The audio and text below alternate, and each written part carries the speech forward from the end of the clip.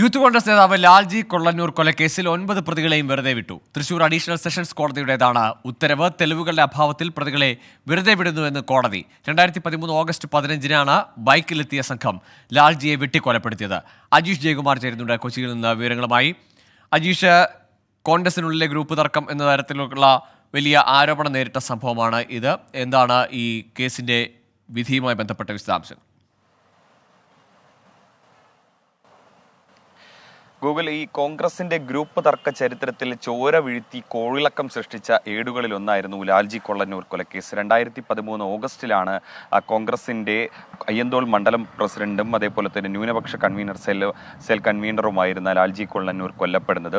ഇത് യൂത്ത് കോൺഗ്രസിന്റെ ഒരു സംഘടനാ തെരഞ്ഞെടുപ്പുമായി ബന്ധപ്പെട്ട് AI ഗ്രൂപ്പുകൾ തമ്മിലുണ്ടായിരുന്ന തർക്കമാണ് കൊലപാതകത്തിലേക്ക് കലാശിച്ചത്. ഈ സംഘടനാ തെരഞ്ഞെടുപ്പുമായി ബന്ധപ്പെട്ട് ആദ്യം ഒരു ആക്രമണം നടക്കുന്നത് ഈ A ഗ്രൂപ്പുകാരനായ പ്രേംജിയുടെ വീട്ടിലേക്കായിരുന്നു. ഈ പ്രേംജിയുടെ ആക്രമണം നടന്നതിന് പ്രതികാരമായിട്ടാണ് I ഗ്രൂപ്പുകാരനായിരുന്ന മധു കൊല്ലപ്പെടുന്നത്. ഈ മധുവിനെ കൊല്ലപ്പെടുത്തിയതിന്റെ പ്രതികാരമായിട്ടാണ് ഈ പ്രേംജിയുടെ സഹോദരൻ ജ്യേഷ്ഠനായ ലാൽജി കൊള്ളന്നൂരിനെ കൊല്ലപ്പെടുന്നത്. അങ്ങനെ ഒരു അക്രമ പരമ്പര തന്നെയാണ് 2013 ഒരു 3 മാസത്തിനിടയിൽ തൃശ്ശൂരിൽ നടന്നത്.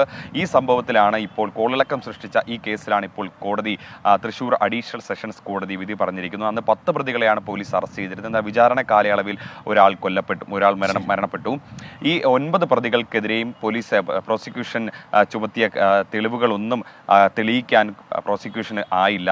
ഈ പ്രോസിക്യൂഷൻ പ്രധാനമായും 20 സാക്ഷികളെയാണ് കോടതിയിൽ എത്തിച്ചത്. പക്ഷേ 20 സാക്ഷികളിൽ പലരും ഈ വിചാരണ കാലയളവിൽ കൂറുമാറുകയുണ്ടായി. മാത്രമല്ല സാഹചര്യ തെളിവുകളും ഈ കൊലപാതകൾ ഉപയോഗിച്ചു എന്ന് പറയുന്ന ആയുധങ്ങളും ഈ കൊലപാതകളിലേക്ക് നയിക്കുന്ന തെളിവുകളായി പ്രോസിക്യൂഷന് തെളിയിക്കാൻ സാധിച്ചില്ല. അങ്ങനെയാണ് ഈ 9 പ്രതികളെയും Thrissur additional sessions judge TK Minimol വെറുതെ വിട്ടത്. എന്തായാലും കോൺഗ്രസിനുള്ളിൽ തന്നെ ഏറ്റവും പ്രധാനപ്പെട്ട ഒരു കോളിളക്കം സൃഷ്ടിച്ച ഒരു കേസിലാണ് ഇപ്പോൾ വിധി വന്നിരിക്കുന്നത്. എന്തായാലും മേൽക്കോടതിയെ സമീപിക്കുമെന്നാണ് പ്രോസിക്യൂഷൻ ഇപ്പോൾ അറിയിക്കുന്നത്.